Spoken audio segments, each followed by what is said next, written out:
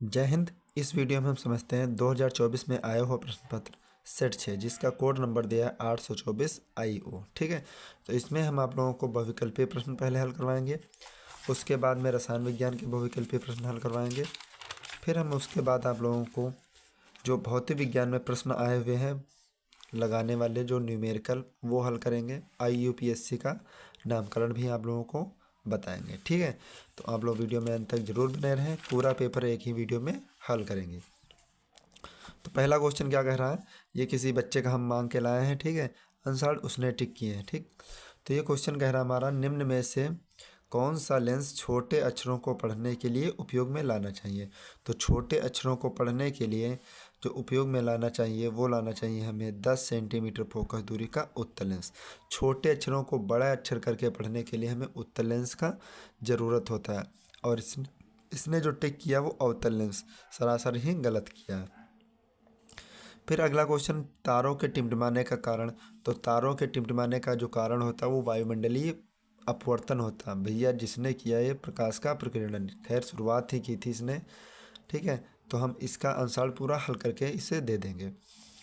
को ऑप्शन से इसका बिल्कुल सही आंसर। फिर प्रश्न नंबर 3 हमारा कह रहा, वायुमंडल उत्तल दर्पण अनंत पर स्थित वस्तु का प्रतिबिंब होता है। यानी उत्तल दर्पण में अनंत पर स्थित वस्तु का जो प्रतिबिंब होता वो होता आभासी तथा छोटा। फिर प्रश्न नंबर 4 हमारा कह रहा, श्वेत प्रकाश को प्रिज्म से गुजारे जाने पर सबसे अधिक विचलन कोण वाला रंग होता है।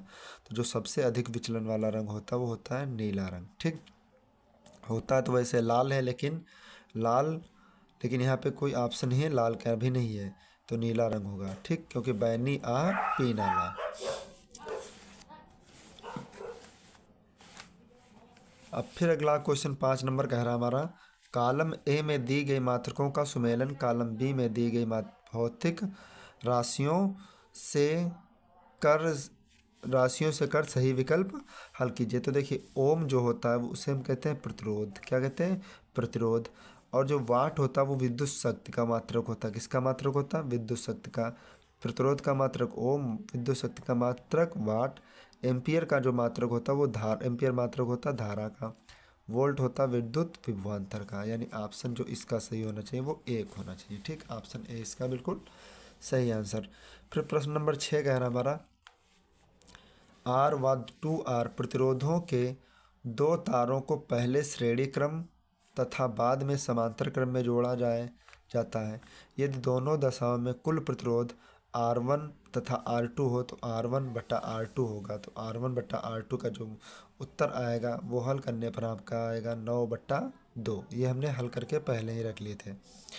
फिर प्रश्न नंबर 7 हमारा कह रहा है, चित्र में दर्शाए गए इलेक्ट्रॉन पर चुंबकीय क्षेत्र के लंबवत प्रवेश करने पर आरोपित बल की दिशा होगी। तो आरोपित बल की जो दिशा होगी वो क्या होगी? कागज के तल के लंबवत ऊपर की ओर। कागज के तल के लंबवत ऊपर।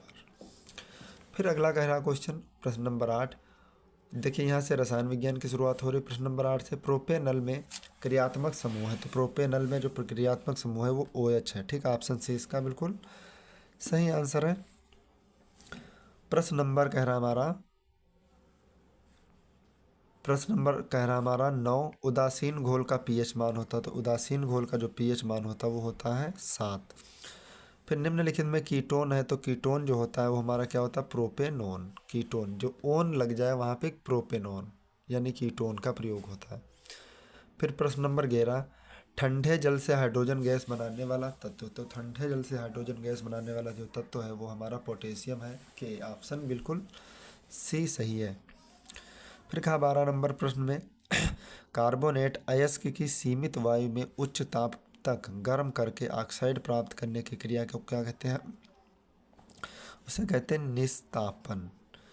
फिर प्रश्न नंबर 13 कह रहा, रासायनिक अभिक्रिया CuSO4 यानी copper sulphate plus iron. Copper sulphate में आयरन मिला दिया जाता है तो क्या बनता है? आयरन सल्फेट प्लस कॉपर बनता है। तो ये कौन सी क्रिया है? तो ये आप लोगों की विस्थापन अभिक्रिया। एक वस्तु का दूसरी वस्तु में विस्थापन होना विस्थापन अभिक्रिया कहलाता है। फिर स्वपोषी पोषण के लिए आवश्यक है। तो स्वपोषी पोषण के लिए देखिए, कार्बन डाइऑक्साइड की भी ज़रूरत है, सूर्य का प्रकाश भी ज़रूरत है, क्लोरोफिल भी ज़रूरी है। इनमें से सभी, ऑप्शन डी इसका सही आंसर है।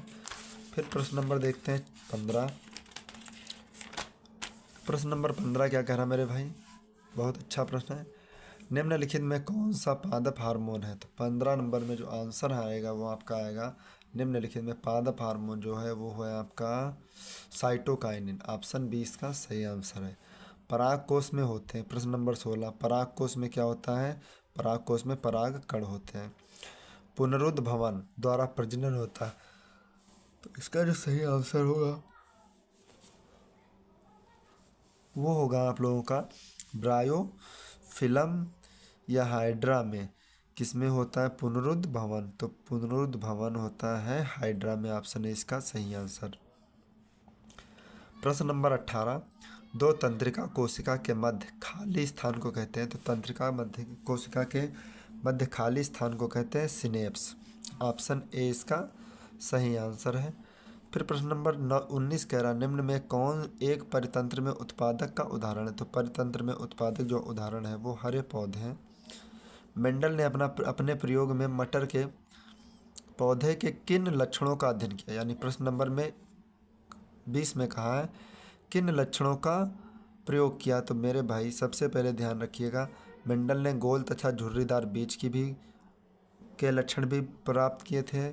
लंबे तथा बौने के लिए भी इसका प्रयोग किया था। गोल सफ़ेद और बैंगनी के लिए भी इसका प्रयोग किया था। तो ऑप्शन जो इसमें आएगा वो ऑप्शन डी बिल्कुल सही होगा, इनमें से सभी। ठीक है, खैर इस टाइप के अगर ऑप्शन आप लोगों के पेपर में आए और आपको आंसर ना पता हो मेरे भाई, तो डायरेक्टली आप इनमें से सभी पे टिक कर देना, ये बिल्कुल सही हो जाएगा आप लोगों का। फिर प्रश्न नंबर देखिए, वर्णनात्मक प्रश्न है, भौतिक विज्ञान से संबंधित उपखंड का। प्रश्न 1 का खंड, प्रकाश के प्रकीर्णन की दो प्राकृतिक घटनाएं बताइए। दृष्टि दोष कितने प्रकार के होते हैं?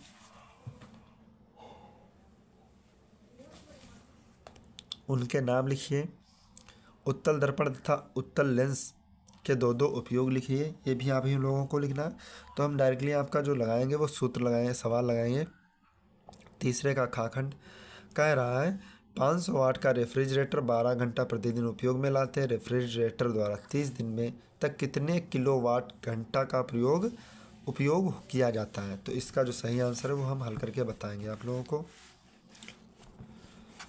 देखिए यहाँ पे कह रहा जो वाट है रेफ्रिजरेटर का वो है क्षमता, यानी पी का मान 500 वाट। 12 घंटा जो समय लगता टाइम वो लगता 12 घंटा।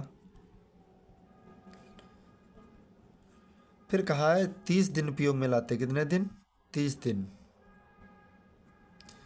30 दिन उपयोग में लाते हैं तो कितनी ऊर्जा व्यय करेगा? तो लिखेंगे कुल व्यय ऊर्जा। कुल व्यय ऊर्जा वाट गुणा घंटा गुणा दिन बटा 1000। ये सूत्र होता है आप लोगों का, याद कर लेना अच्छे से। तो वाट हमारा 500, घंटा हमारा 12 और दिन हमारे 30 बट्टा 1000। 3 जीरो से 3 जीरो कैंसिल, 12 पंचे 60 दिया 180। 180 यूनिट। एक यूनिट को कहते हैं 1 किलोवाट, या फिर लिख सकते हैं किलोवाट घंटा। किलोवाट घंटा इसका सही आंसर। ठीक है, फिर इसके बाद देखते हैं प्रश्न नंबर, और तो न्यूमेरिकल नहीं आए हैं इस सेट में। फिर आगे जो हल करने वाला हमारे हैं वो है निम्नलिखित यौगिकों के IUPAC नाम लिखिए। एसिटिलीन एसिटिक अम्ल, इनका हमें IUPAC नाम लिखना। तो एसिटिक अम्ल एसिटिलीन का जो IUPAC नाम होता है मेरे भाई वो होता है एथाइन। क्या होता है? एथाइन। और एसिटिक अम्ल का जो IUPAC नाम होता है वो एथेनोइक अम्ल। ठीक है, इसका रासायनिक नाम होता है। बिल्कुल सही आंसर हम आप लोगों को बताए हैं, आप लोग इसे अपनी कॉपी में भी लिख लेना। फिर आगे क्या कह रहा है हमारा क्वेश्चन? आगे प्रश्न नंबर हमारे कह रहे हैं सक्रियता श्रेणी को समझाइए, इसका उपयोग। ये भी परिभाषा लिखना, मिसेल टिप्पणी, ये सब आप लोगों को ही लिखना। देखिए ये क्वेश्चन बार बार पूछा जाता है, निम्नलिखित पर टिप्पणी लिखिए। ठीक है, मेंडल के नियम, लिंग निर्धारण, ये सब आप लोग, मानव हार्मोनों पर एक निबंध लिखिए। तो इन सब की आप लोगों को परिभाषाएं लिखनी है। फिर इसके बाद हम आप लोगों को अगले वीडियो में सेट 7 हल करवाएंगे और मिलते हैं नेक्स्ट वीडियो में। तब तक के लिए जय हिंद।